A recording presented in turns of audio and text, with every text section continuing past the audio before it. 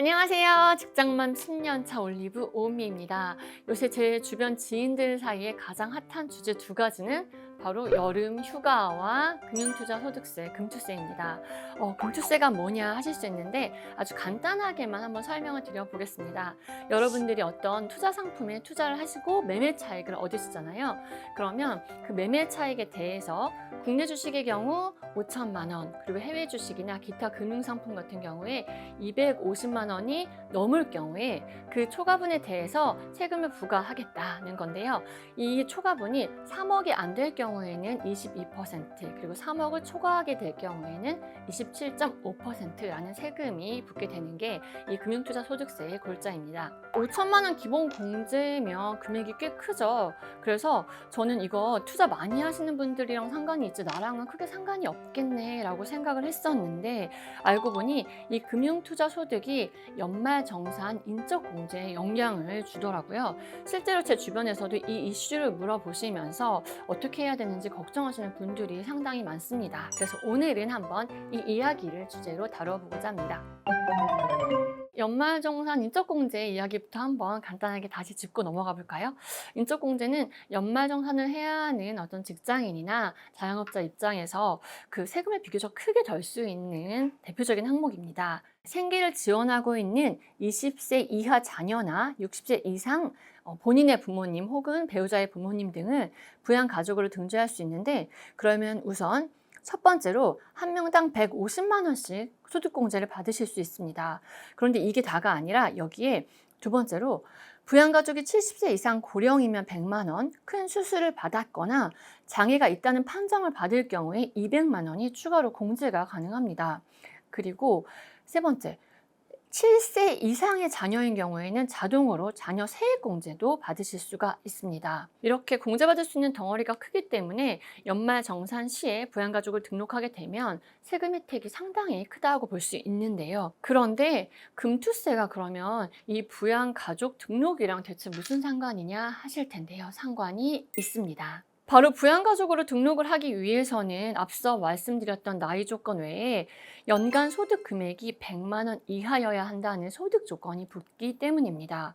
이 금투세가 시행이 되면 부양가족이, 그러니까 자녀나 부모님이 본인 명의로 된 계좌를 통해서 100만 원이 넘는 수익을 창출하게 될 경우에 이 금액이 별도의 소득으로 잡히게 됩니다. 지금까지는 주식이나 펀드 매매 차익이 국내 주식일 경우에는 비과세였을 뿐더러 국내 상장된 해외 ETF라던가 혹은 해외 투자 펀드 같은 경우에도 매매 차익의 2천만 원까지는 분리과세가 되어서 이 한도를 넘지 않는다면 아예 부양가족 등록 조건을 따질 때 합산하는 소득으로 잡히지 않았습니다.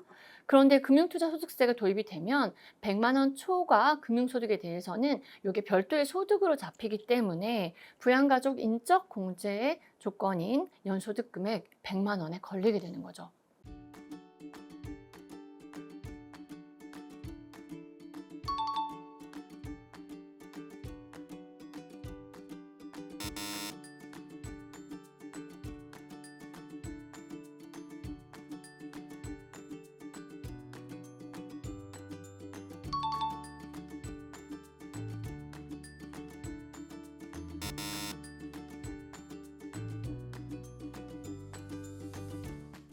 네, 걱정이 되실 거예요. 제 친구 같은 경우에도 지금 자녀 명의 계좌로 투자를 하고 있고 부양가족인 부모님 역시 투자를 활발하게 하고 있는데 어떻게 해야 되냐라고 어려움을 호소를 하더라고요. 그리고 그 친구가 하는 이야기가 또 하나, 금융투자소득세 요거 시행이 되는지 마는지 여부를 놓고도 이야기가 많은데 어떻게 해야 될지 너무 혼란스럽다라고 이야기를 하더라고요. 그래서 금투세 시행과 같은 세제 변화에 상관없이 우리 부모님이나 내 자녀가 안전하게 또한 자유롭게 활용할 수 있는 절세 계좌나 상품들 어떤 것들이 있을지 한번 살펴보도록 하겠습니다. 첫 번째, 연금저축계좌입니다. 연금저축계좌 안에 들어가서 투자되는 돈은 이게 아무리 많이 수익이 나더라도 찾아 쓰시기 전까지는 소득으로 잡아서 세금이 부과가 되지 않습니다. 따라서 당장 세금 걱정할 필요 없이 투자하시면 되는데요. 자녀 명의의 계좌 개설 가능합니다. 네, 저희가 앞전에 자녀 명의로 연금저축 계좌 만들면 이런 점이 좋다 해서 세 가지 한번 들여다봤었는데요. 기억나실까요? 일단 첫 번째, 과세 이연입니다. 지금 당장 세금 걱정할 필요 없이 나중에 55세 이후에 연금 인출 한도 내에서 수령하면 3.3%에서 5.5% 이렇게 저율로만 세금을 내시면 됩니다. 지금 저희가 적용되고 있는 이자 배당 소득세나 혹시 이후에 적용될 수도 있는 금융투자 소득세와 비교해 볼 때도 상당한 저율이라는 거 확인하실 수 있으실 텐데요. 나중에 이렇게 조금만 세금을 내면 되니 일단 걱정 없이 자녀를 위한 투자해 주시면 되고요. 그리고 두 번째, 그때도 강조해서 말씀드렸지만 투자하시면서 급하게 돈이 필요하시거나 목돈이 필요하시다라고 하시면 세액공제 받지 않은 금액에 대해서는 자유롭게 인출이 가능하십니다. 혹은 불가피하게 세액공제 받은 금액이나 수익을 찾아 써야 하는 상황이 된다라고 하시더라도 이 금액에 대해서는 16.5% 기타 소득세를 내고 찾아 쓰시면 됩니다. 그리고 마지막으로 세 번째, 내 자녀가 나중에 소득활동을 시작해서 내야 할 세금이 생기게 되면 이때 이 세액공제 받지 않은 금액에 대해서 세액공제 신청을 하고 세액공제를 받는 것도 가능합니다. 이렇게 금투세 시행 여부와 상관없이 안전하게 절세계좌 선택하셔서 내 아이를 위한 투자 계속 해 나가시는 거 좋은 대안이 될 것 같습니다. 두 번째, 지난 6월에 게시된 개인 투자용 국채를 자녀 명의로 계좌 만드셔서 이렇게 자금을 적립해 주시는 방법도 있습니다. 정부에서 지난 6월부터 개인 투자자만을 대상으로 한 국채를 발행했는데요. 저희가 자녀를 위한 투자는 뭐 이렇게 10년, 20년 길게 투자를 하잖아요. 이 국채 역시 장기 투자를 통해서 자산을 형성하겠다는 취지로 마련된 만큼 만기가 10년, 20년 이렇게 두 가지로 발행이 됩니다. 꼭 기억하셔야 할 점이 다른 채권 투자처럼 저희가 만기 이전에 이렇게 매매 차익을 노리면서 매매하는 거는 불가능하고요. 대신 이런 방식이 아니라 만기까지 기다렸다가 원금과 이자를 한꺼번에 수취하는 방식이라고 생각을 하시면 될 것 같습니다. 이때는 표면금리 플러스 가산금리에 연복리가 적용되어서 요 이자가 지급이 됩니다. 지난 6월을 기준으로 한번 살펴보면 금리가 3.692%인데 내가 넣은 금액이 매년 요 금리로 해서 복리로 굴러간다라고 생각을 하시면 될 것 같습니다.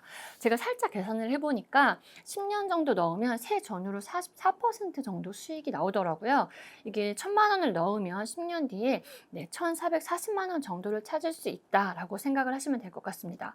세금을 떼면 약 38% 정도 된다라고 계산이 나오더라고요. 이자 소득이다 보니까 세금은 15.4% 원천 징수되지만 이게 매매 차익이 아닌 이자 소득이라는 점이 중요합니다. 그렇다 보니까 금투세 영향 걱정하실 필요가 전혀 없고 매입액은 총 2억까지 분리과세 혜택 받으실 수 있습니다. 포트폴리오 짜서 관리를 하거나 혹은 만기가 되면 다른 상품으로 갈아타거나 이런 과정이 너무 버겁다, 힘들다, 나는 그냥 안전하게 내 자녀 위해서 투자해주고 싶다 하시는 분들에게 좋은 선택지가 될 것 같습니다. 주의점만 한 번 더 이야기하고 넘어가려고 하는데요. 첫 번째, 중간에 매매 차익을 누릴 수 없다는 점, 그리고 두 번째, 중간에 해지할 경우에 복리가 아닌 단리로 적용이 된다는 점, 그리고 가산금리는 받을 수 없다는 점, 이렇게 기억해 주시면 될 것 같습니다.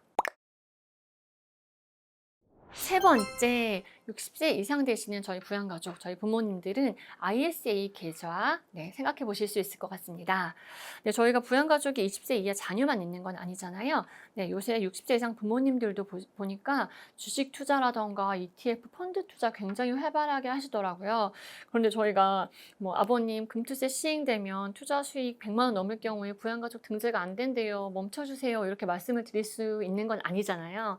그러니까 이럴 경우에는 아버님 일반 계좌 하에서 하지 마시고 그냥 ISA 계좌로 옮기셔서 투자 계속 하세요라고 대안 말씀드리면 될 것 같습니다. ISA는 19세 이상 그리고 직전 3개년 과세 기간 동안 금융소득 종합과세 대상자가 아니시면 누구나 가입이 가능합니다.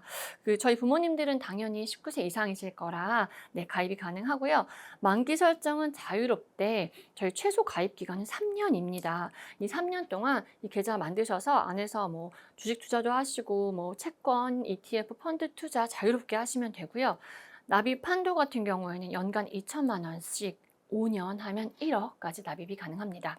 그러면 혜택은 어떻게 되느냐 궁금하실 텐데 일반형의 경우는 200만 원, 그리고 저희가 서민형의 경우는 400만 원까지 비과세 혜택을 받을 수 있습니다. 그리고 비과세 한도를 초과하는 부분에 대해서는 9.9% 분리과세 혜택을 받을 수 있습니다. 말씀드렸죠. 분리과세 같은 경우에는 저희가 이 금융투자소득세에 영향을 받지 않기 때문에 마음껏 안전하게 투자하실 수 있습니다. 이 ISA 같은 경우에는 여러 차례 강조드리긴 했는데 원금에 한해서는 횟수에 관계없이 언제든지 찾아서 쓰실 수가 있습니다. 그렇기 때문에 저희 부모님들 뭐 병원비가 필요하시거나 급하게 목돈 필요하신 경우 계실 텐데 이때는 이 원금에 한해서 자유롭게 찾아 쓰시면 됩니다. 그리고 ISA 또 다른 특징 하나 더 기억하고 가시면 좋을 게 ISA는 손실과 수익을 상기해 주는 특성을 갖습니다. 그렇기 때문에 만기 시에 이 수익에서 손실을 뺀 나머지 금액에 대해서만 세금이 부과되는데요. 이 중에서도 200만 원 그리고 400만 원의 비과세 혜택을 받으시고 그 남은 금액에 대해서만 세금이 부과된다라고 생각하시면 될 것 같습니다. 주의점 당연히 있습니다. 가급적 3년 유지하시는 게 좋고요. 3년을 채우지 못하시고 중도에 해지하시면 비과세 혜택을 받으실 수가 없습니다. 하지만 말씀드렸다시피 원금에 대해서는 횟수에 제한 없이 언제든 인출이 가능하기 때문에 이 점 적절히 활용하시면 될 것 같습니다. 그리고 주의하실 점이 요새 저희 그 부모님들께서도 주식 투자나 뭐 채권 ETF 투자 많이 하시잖아요. 그런데 주식 투자를 원하시는 경우에는 중개형 ISA를 가입하셔야 합니다. 그런데 이 중개형 ISA 같은 경우에는 증권사를 통해서만 가입하실 수 있다는 점 꼭 기억해 두시면 좋을 것 같습니다. 금투세 시행 여부 놓고 걱정되셨던 분들 오늘 내용 한번 참고해 보시면 좋을 것 같습니다. 지금까지 올리브였습니다. 감사합니다.